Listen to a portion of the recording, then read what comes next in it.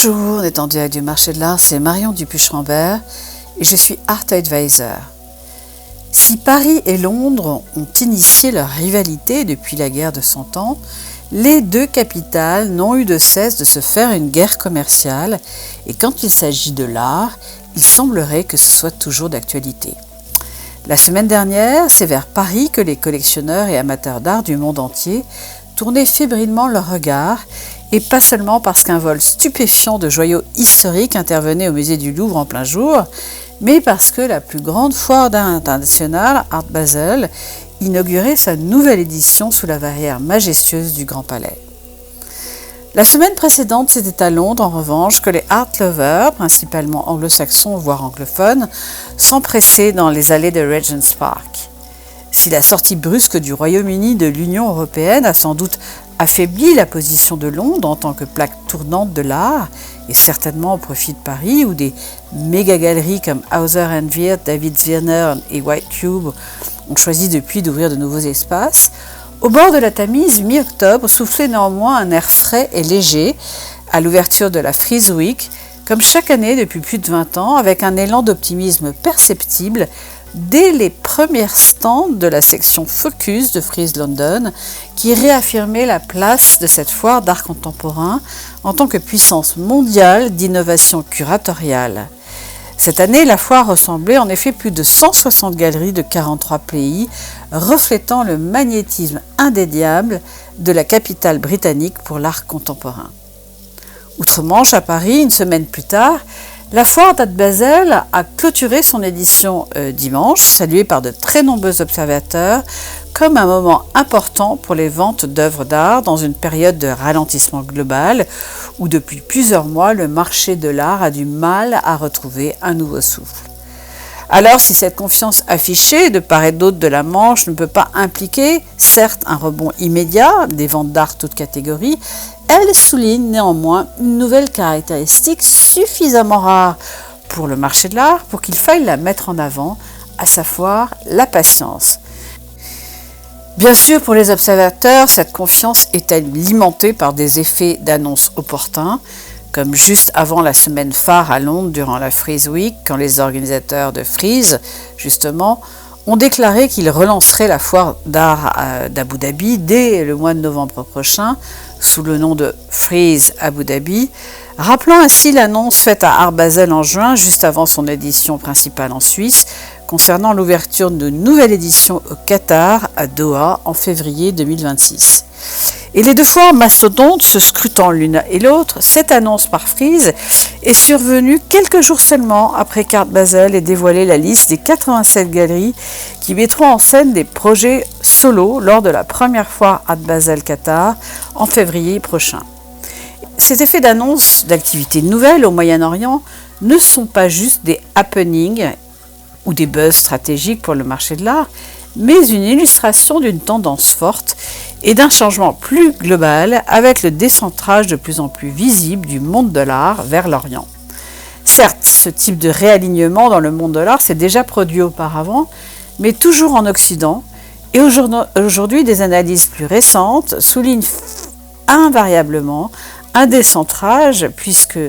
les artistes recherchés viennent maintenant des 4 coins du monde, le Mexique, le Sénégal, l'Inde, la Chine, le Brésil, l'Australie, le Japon, la Corée, le Ghana. Et des méga-galeries influentes suivent cette tendance forte en installant de nouveaux espaces aux 4 coins de la planète, même si les méga-ventes aux enchères restent encore très concentrées à New York, Londres ou Paris,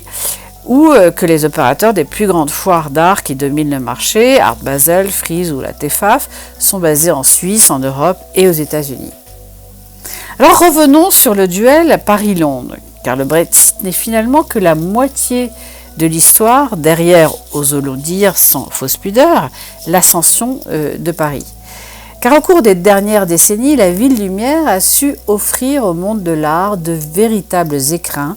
avec notamment la Fondation Louis Vuitton de Bernard Arnault, puis la Bourse de commerce de François Pinault, sans oublier aujourd'hui le nouveau bâtiment édifié par Jean Nouvel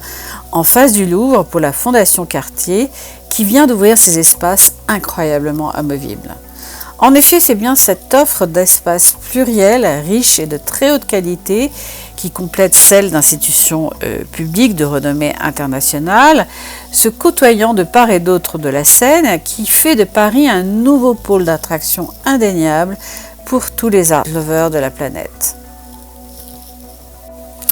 À Paris, la semaine dernière, dans les allées du Grand Palais, dès la preview de la foire Art Basel, on parlait toutes les langues et toutes les catégories des collectionneurs étaient représentées, aux côtés d'œuvres lumineuses et hétérogènes, avec un côté presque incongru que seul peut offrir une telle foire, comme les juxtapositions d'œuvres de Modigliani, de Picasso, aux côtés de celles d'Omar Ba ou d'Ugo Rondinone, avec un clin d'œil plein d'humour au beau milieu des allées du Grand Palais, représentant par un slogan lumineux « Remember Me », rappelant que toutes les œuvres d'art étaient ici en compétition, avec comme seul objectif attirer le regard du collectionneur. En termes de duel Londres et Paris, je dirais plutôt que ce sont deux visions différentes, voire complémentaires, comme un duo. Car si à Londres, Art is about business, et qu'il existe un focus sur les transactions, une ambiance business first, un prix moyen autour de 200 000 pounds, à Art Basel Paris, Art is about plutôt culture, avec un positionnement culturel affiché prédominant et une intégration de la foire à la ville poussée à son maximum, Art Basel Paris se distinguant par son ambition de transformer la ville lumière avec autour du Grand Palais et ailleurs dans la ville des sites emblématiques accueillant des installations, des sculptures et des performances uniques, offrant au public un parcours gratuit et immersif de la foire à travers la ville lumière. Et une ambition, celle de devenir le rendez-vous de l'art incontournable à l'automne dans le monde, car comme le dit un galeriste reconnu, la grande différence, c'est que Paris, vous êtes distrait aussi par la ville et vous allez à Paris pour Paris. Observation soulevant néanmoins une question stratégique. Est-ce qu'Art Basel peut maintenir deux foires majeures en Europe, Bâle en juin, Paris en octobre, sans diluer son offre ? Pour l'instant, les galeristes comme les collectionneurs semblent avoir tranché et être confiants, puisque chaque événement a sa propre identité. Si le monde de l'art d'aujourd'hui semble, dans ces derniers jours, profondément ancré en Occident, de part et d'autre de la Manche, et qu'on peut encore s'interroger sur un duel, voire un duo parfois, entre Paris et Londres, le vrai sujet pour le marché de l'art, néanmoins, semble bien ailleurs. Une grande partie de l'élan renouvelé se trouvant beaucoup plus à l'est et impactant de nombreuses capitales. En effet, en dehors de l'Europe et de l'Occident, de nouveaux pôles d'attraction émergent. Et le Moyen-Orient est devenu un sujet brûlant pour les analyses du marché de l'art, bien au-delà de toute conjoncture géopolitique. Petit rappel. La montée de l'Orient dans le marché de l'art a commencé vers 2005, avec tout d'abord l'Asie, lorsque des collectionneurs chinois sont devenus très actifs en collectionnant en premier lieu des artistes locaux, faisant alors grimper leur prix de façon astronomique, puis en collectionnant des artistes occidentaux, notamment avec la création de musées privés dotés de budgets conséquents pour leur acquisition. Et lorsque Christie's, il y a plus de 10 ans, s'est installé à Hong Kong pour concentrer son activité en Asie, le continent asiatique ne représentait que 3% de l'activité mondiale de la plus grande maison de vente aux enchères, alors que maintenant, il est autour de 30%, et ce, même si l'économie chinoise est plutôt stagnante depuis. Par ailleurs, en Corée du Sud, c'est une modification d'une loi fiscale de 2018 qui a permis de diminuer la TVA sur les achats d'art et en cela a eu un impact majeur pour le marché de l'art en stimulant les acquisitions des musées privés locaux et en permettant à de nouveaux espaces de monstration pour le marché de l'art local de se développer depuis, avec la venue notamment de la foire Frieze en Corée en septembre. Aujourd'hui, les collectionneurs d'Asie du Sud-Est sont de plus en plus dynamiques et bien au-delà de la Chine, y compris au Japon, endormi pendant longtemps, où de nouveaux collectionneurs apparaissent aux quatre coins de l'archipel, comme de nouveaux espaces à l'initiative de méga galeries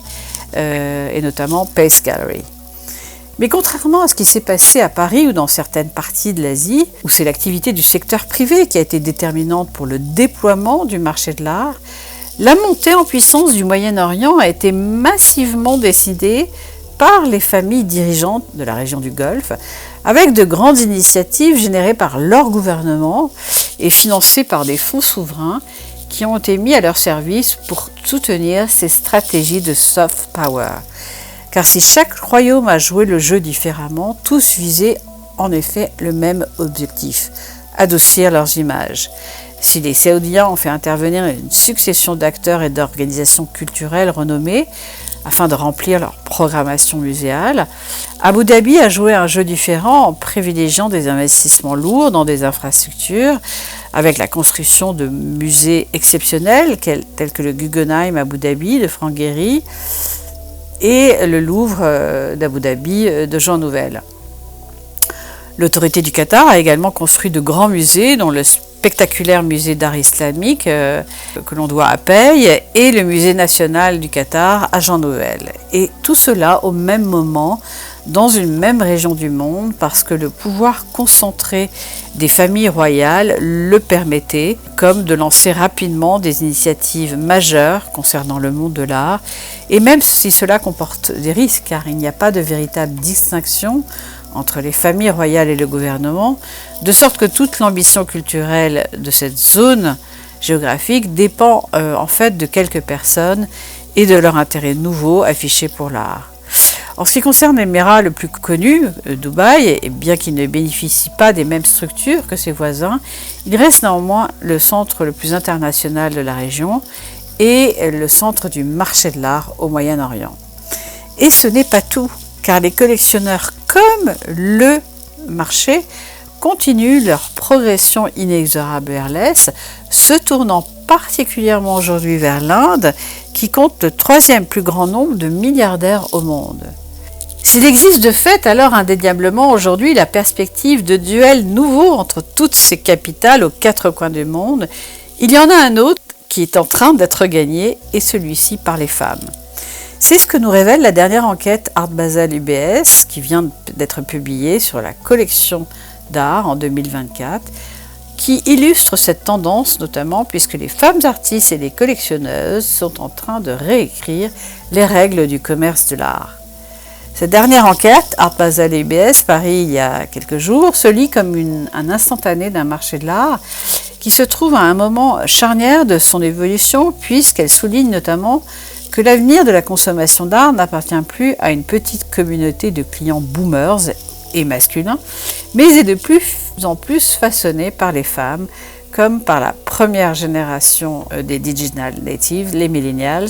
soulignant que dans le monde de l'art, on assiste à un vrai changement démographique qui est en train de bousculer des fondamentaux. On assiste effectivement indéniablement à une féminisation du marché de l'art, que ce soit du côté de l'offre comme de la demande. Au cours de 2024 et au premier semestre 2025, les collectionneuses d'art ont en effet dépassé leur pair masculin de 46%, comblant un écart historique concernant à la fois leur activité comme leur influence, puisque les œuvres des femmes artistes représentent maintenant 49% des œuvres chez ces collectionneuses, contre 40% chez les hommes, avec des conséquences symboliques et matérielles très conséquentes, puisque les femmes amatrices d'art n'achètent pas seulement différemment, mais construisent de fait un canon différent. Vous l'aurez compris, après 2 années plutôt sombres, des premiers résultats sont prometteurs, avec des ventes aux enchères et des ventes dans les foires à Londres et à Paris, qui suggèrent que le marché pourrait être sur la voie de la reprise, et les analystes attendent cette confirmation avec les prochaines ventes qui auront lieu en novembre à New York, avec déjà des prémices positives évidentes, puisqu'il y a la présence de plus d'œuvres de grande qualité dans les catalogues. Quoi qu'il en soit, en ce dernier trimestre 2025, il est une certitude que l'expression « Rethinking the Art World » illustre pleinement, comme des données récentes qui réchauffent le cœur des plus pessimistes, puisqu'il semblerait que 66% des collectionneurs aient acheté des œuvres à des artistes qu'ils ont découverts en 2004, voire en 2025, et ce en augmentation de 8% par rapport à l'année précédente. Et enfin, des tendances fortes pour ce dernier trimestre, à savoir que ce sont les œuvres au prix plutôt modéré qui ont le plus de succès, des œuvres entre 10 000 et 3 000 $, que ce sont les galeristes sur les stands des foires qui annoncent la couleur en étant à l'écoute de leurs clients, voire même en devançant leurs attentes en annonçant des prix avant même qu'ils soient demandés. Et enfin que pour le premier marché, les galeries émergentes recalibrent leur offre en pariant sur le plus long terme pour leurs nouveaux artistes avec des premiers prix plus abordables. Alors, juste avant de fêter Halloween, ici comme outre-Manche ou ailleurs sur notre planète, n'oublions pas son symbolisme qui résonne même et surtout pour le marché de l'art, en nous rappelant les cycles éternels de fin et de recommencement, de mort et de renaissance après des transformations plus ou moins spectaculaires qui, en ce qui concerne le marché de l'art, semblent être aujourd'hui illustrées par plus de substance, plus de patience et de nouvelles capitales en émergence. Voilà, c'était en direct du marché de l'art, épisode 10 de la saison 6, marché de l'art, le duel des capitales. Restez à l'écoute pour un prochain épisode ou comme nos amis anglo-saxons aiment à le dire, stay tuned.